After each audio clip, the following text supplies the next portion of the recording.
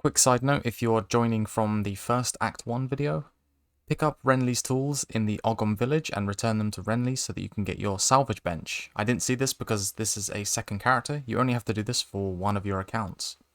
Welcome back to my Act 2 Sorceress leveling guide. We are currently at a resistance penalty of 10%, so I'm going to keep reminding you in this video, check the vendors all the time for new gear. We need to get our resistances up as we are going through Act 2.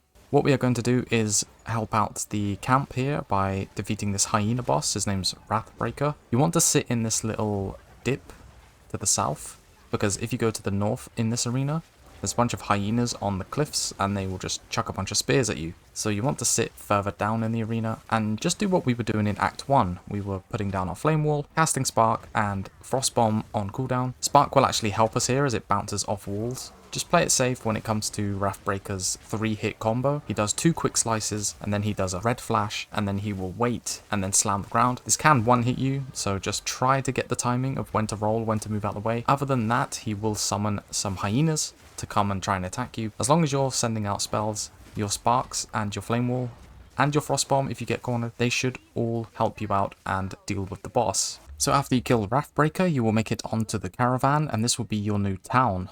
Once again, you just want to check the vendor. Mostly you're looking for socketed items or good magic items. This could either be that they have life and resistances, or they have at least one good resist or a lot of life on them. You can use an augmentation orb, and if it's got 2 good mods, try and use a regal orb on it and try and hit something good. From now, we can use the desert map to travel to our quests. So we will now go to the Halani gates, leave the caravan, walk outside. Apparently the Halani gates are closed, so we'll get back on to the caravan, take the desert map to the mawdun quarry and look for the mawdun mine instead. Inside of the mawdun mine, you will find Rudja, the dread engineer.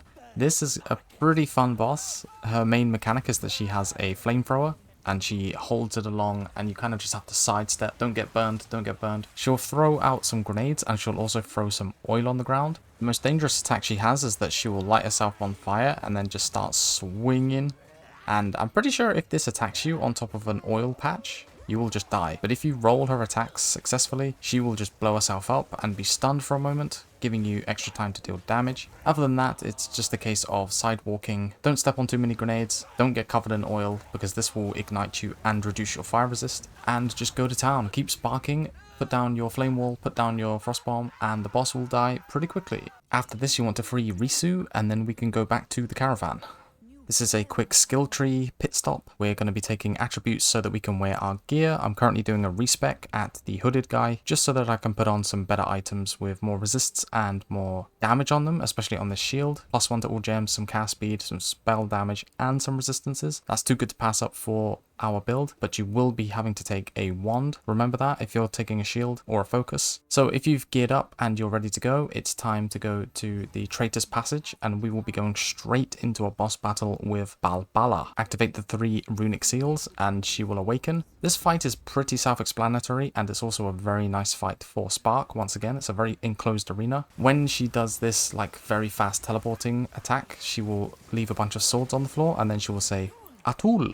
Atul basically means dodge now, so just roll as soon as you can see it. When she says Mists of Sulamit, or if she just disappears from the screen, she is hiding from you and the room is filling with poisonous gas. You simply just have to run around and find her. When you do find her, roll away immediately because she will slam the ground. I think that's it when it comes to very important mechanics that need explaining. Everything else is pretty well telegraphed and dodgeable. She will leave some rune circles on the floor, or she'll throw some knives. You basically just move into free space. She will also spawn some extra spirits which can attack you. Don't let these distract you, just focus on killing the boss and she goes down pretty quickly. She's going to drop a barrier, which is an item for the Trial of Sekemas. This is how you ascend for PoE2 characters. I will not be going into Ascension in this video or in this guide. I'll assume that you'll be able to go and do that on your own and go and do whatever Ascension you want to do. So up next, we can finally go through the Halani gates and we'll be escorting Asala to open the 3 gates until we can get to Jamanra, the Risen King. This is sort of an abridged boss fight. We will do some damage to him and then he will just stop the fight early. He'll say, okay, I've had enough of this, and he'll leave. He'll cast a bunch of sand across the Vastiri desert, and now we have to go back to the caravan and figure out how to get rid of it. This is going to send us on a 3-part quest to remake the Horn of Vastiri. We're going to start off with the Mastodon Badlands, as it's a pretty fast area to finish. It only has one boss fight inside of it. This boss fight is basically a necromancer and a undead steed. Spark, once again, will just destroy both of these bosses, but you do want to prioritize the necromancer guy. He has the most annoying mechanics. The undead steed kind of just follows you around. So move around, put your flame wall, keep sparking it up, and we will be out of here in no time and back on the caravan. It's time to talk about swapping to cult skills. Now note, you don't specifically have to do this at this moment. Spark is doing so much damage to our bosses, but I'm just going to go over the gem links. So the main skill that you use is Frostbolt, which is socketed with Scattershot and Glaciation. The premise here is that you cast Frostbolt and it will go over enemies and it will leave chilled ground,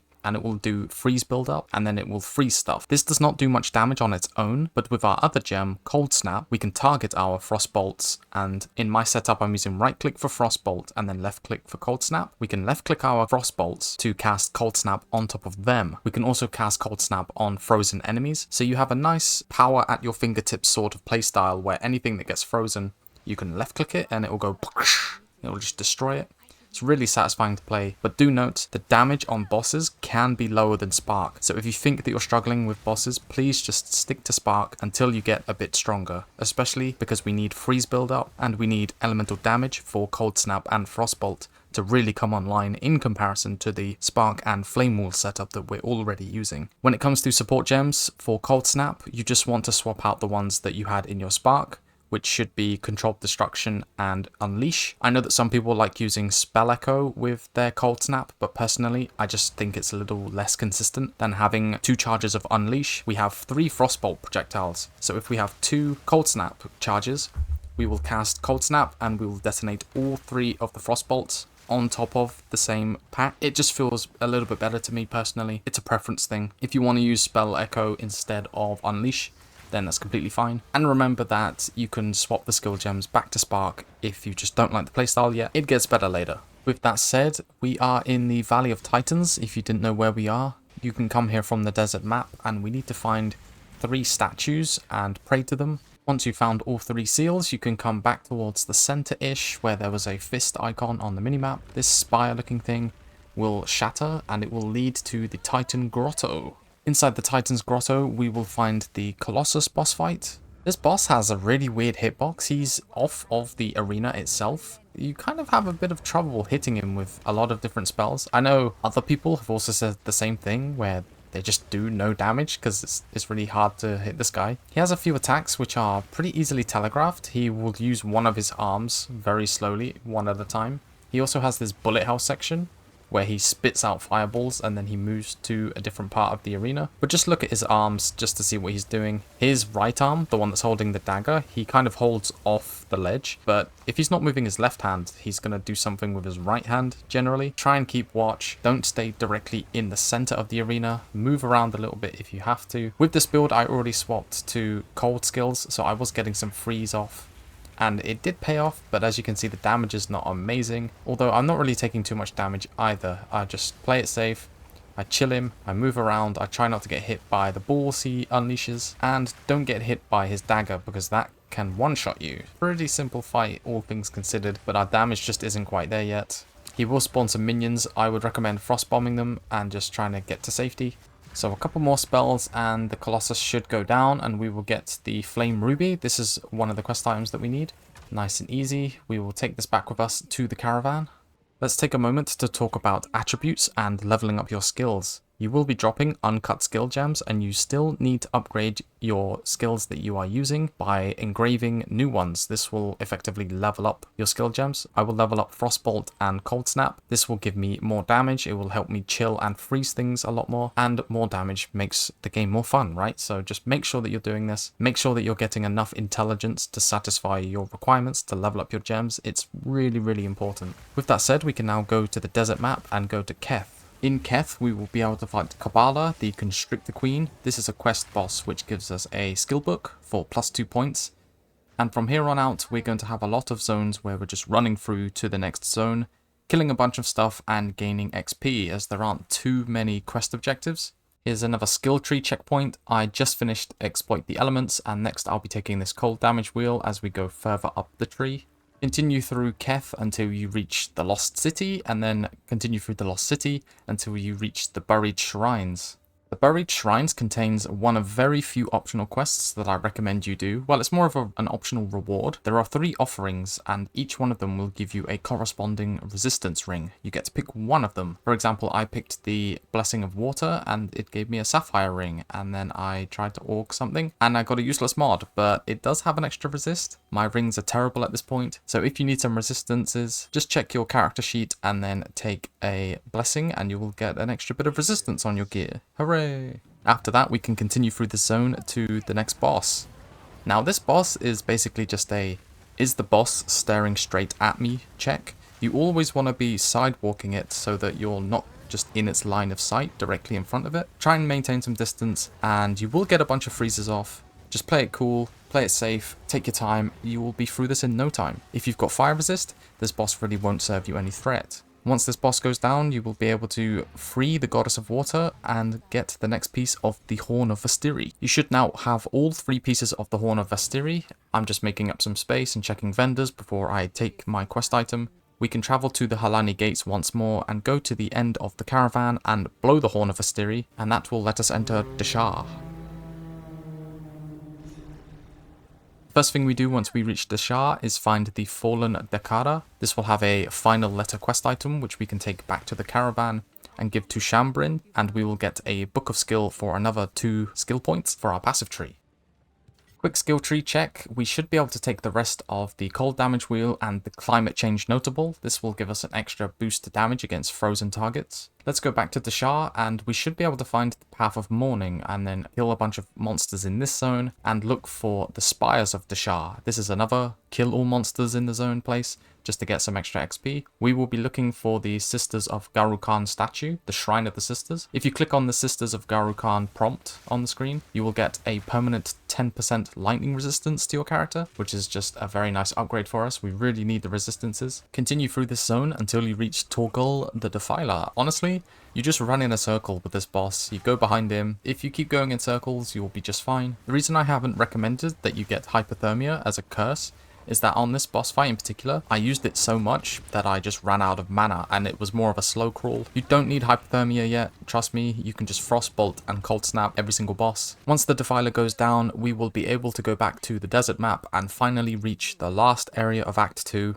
the Dreadnought. This is where we are going to do a lot of XP farming. We need to hit level 31, and we also need to make sure that we get 72 intelligence. This will allow us to use a level 9 skill gem and unlock Frost Wall as our next ability. It's really important and does a lot of damage on bosses. Frost Wall will be supported by Spell Cascade. This is so that we create more walls and we can do more damage to bosses.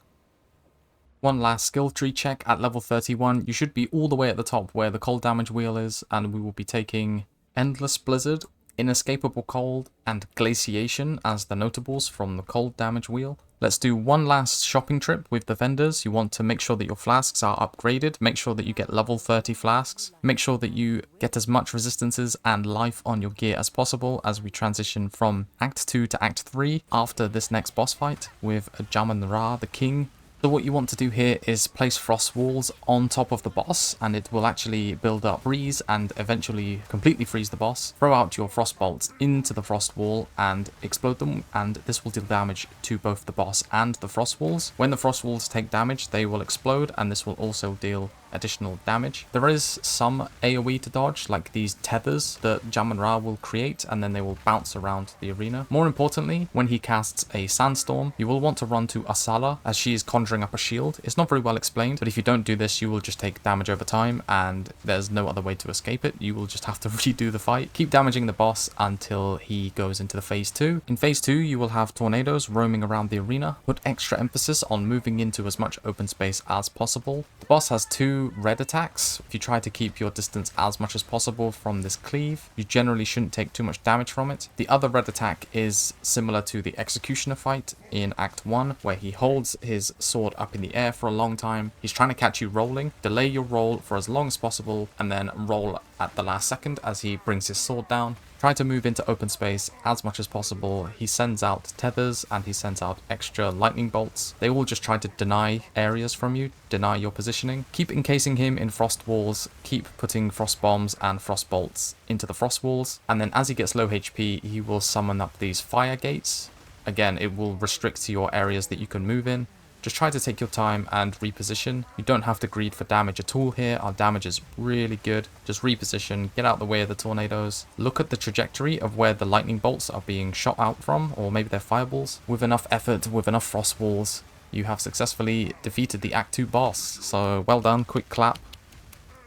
This is going to be your playstyle moving forward into Act 3. Bosses are somewhat trivialized, but that won't be the problem in Act 3. The problem will be how big the zones are, how many monsters you have to fight, and just how large Act 3 is. Once again, congratulations, you've made it to the end of Act 2. We are now a Cold Sorc, but there is much more to go, much more power to be obtained. Leave a comment if this helped, or if there's any questions, I will answer you. Thanks for watching, and hopefully I see you in Act 3 for the Act 3 part of this walkthrough.